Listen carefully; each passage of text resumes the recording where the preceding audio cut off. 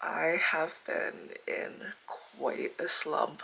I'm trying to fight my way out of it, and I've been going very like head on with like, oh, maybe I'm not feeling good because I'm not eating well, so let me eat well. I'm not feeling well because I'm not sleeping, so let me sleep in. I'm not feeling well because like this and that, and then everything piled up, and the inner thoughts and the inner voices for the past few weeks have been really strongly telling me that everything I'm doing is not enough and I need to do more. The reason I thought about this is because I was watching my last video when I was editing it, and it was so blatantly obvious to me that like at that time that I was trying to figure out what I should improve on in my life and what I should do, it just made me feel that huge gaping hole of like everything I've done and did is not enough. But I think I've listened to enough stories and enough people to understand how valuable it is to be enough and be deserving in the moment and in every moment, and to look at your past and present and future self with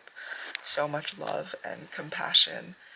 I have an Instagram reel that I saw the other day and I sent to a couple of my girlfriends because I felt like it is such a beautiful quote and I never thought of it that way, and I wanted to share it with you guys too. But it's, remember, there's only one season where nature looks like it's thriving, and three where it's either dying, recuperating, or growing. And I thought that was a really beautiful reminder for me.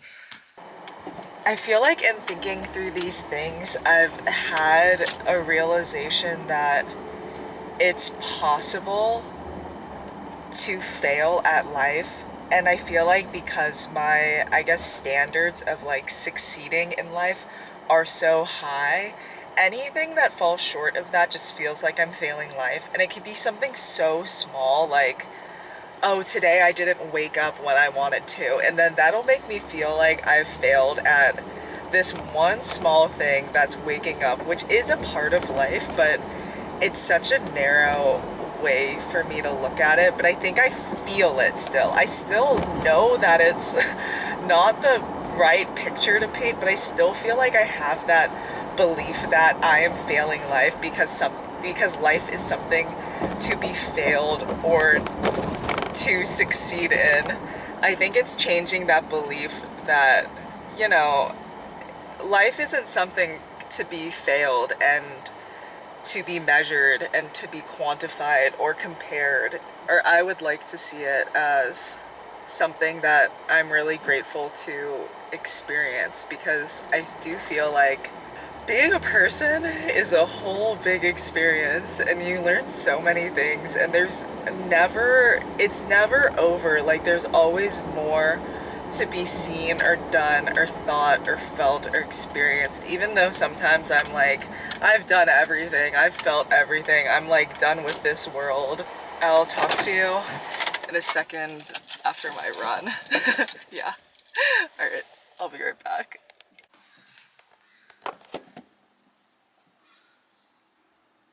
Look at that. My sister likes making beignets, which is like the best thing ever. So that's what I'm eating, and I have some blueberries. I feel like something that I've been trying to do a little bit less is like after a long day, even if I'm not doing like, even if I didn't do much during the day, I'll be like, oh, it's okay because at least I did this, at least I did this, at least like blah blah blah, whatever it is. And I think it'll like, the fact that I did something or whatever it is, like whether it's like, oh, I went to the gym or I like hung out with friends or I did this and that, I think framing it that way and the like, at least I did something, is only enforcing the fact that I need to do things in order to feel good.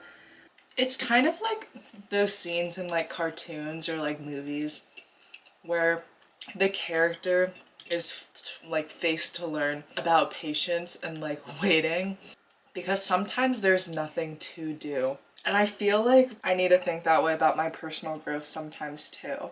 Like, for some reason, it's way easier to start a new venture. Like, for example, oh, I should do cooking and I should get a real job and I should lose weight and I should do like XYZ.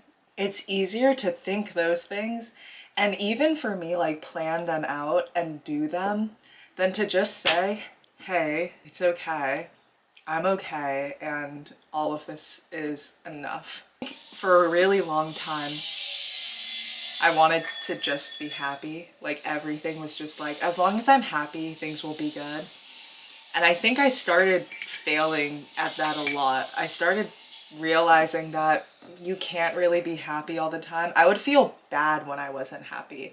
When I wasn't happy, I would feel like I need to convince myself that I'm happy. Like say something wrong, something bad happens, I'm having a bad day, or there's like an accident in my life or something like that.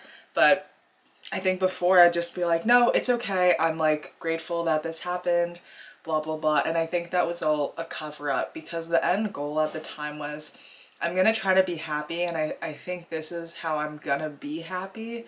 But it caused me to feel like when I was happy, I was again failing at life because I feel like that's just the dramatic feeling I felt. I'm so frustrated with like trying to tell myself that I'm enough and I don't need to criticize myself, but every like week sitting down and be like, I'm gonna take the time to criticize myself right now because nothing's enough. How I think isn't enough, and like that voice is so much louder in my head than just the one that's like, please sit down, it'll be okay. And I know that, but again, I'm fighting it, and you can like see me fighting it now. So yeah, we're gonna take it to our trusty source of Pinterest internet and see what it has to say. Self-criticism doesn't help you improve. It puts you at a higher risk of depression and anxiety. And self-criticism doesn't motivate you to work harder. It stops you from pursuing your bigger goals.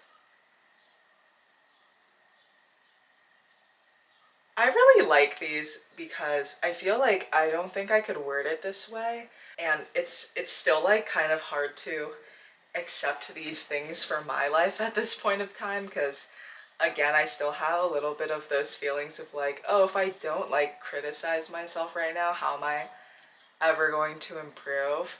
But I think by letting go of self-criticism, at least like little by little, I've been able to do the things and be more confident in the person who I actually am instead of trying to do things for other people all the time. But I still like need some help in convincing this. I think something that I really struggle with because like when I was a kid, something or like kid as in like child and like teenager, I would use a lot of self-compassion like phrases like this is enough, I'm doing the best I can, like all of these kind of things, like very understanding of myself.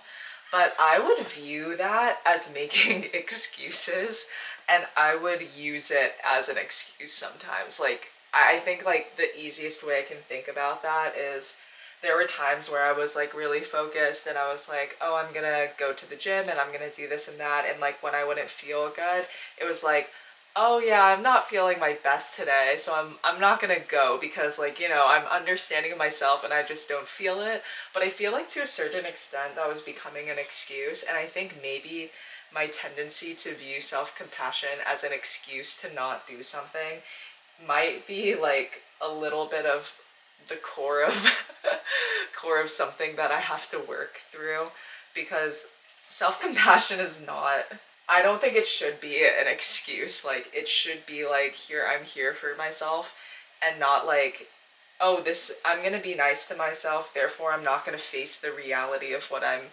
experiencing because I feel like a lot of my version of self-compassion, like faked self-compassion, would put me in a state of like, oh, I don't really know what's going on in life and it's not in my control and that's okay because like la-di-da. And I would kind of just like let things go because I was just like, oh, I can't do anything. I'm like so defenseless about it and all of that sort of thing. If you haven't had these before and you like spicy, I'm advertising these to you. They're so good. I literally My friend got me obsessed with them, and that's the end of the story. I think this is one of the things where it's like, even if I write down like how I'm feeling about today, or how I'm feeling that today went, it's not to define a measurement of success or not.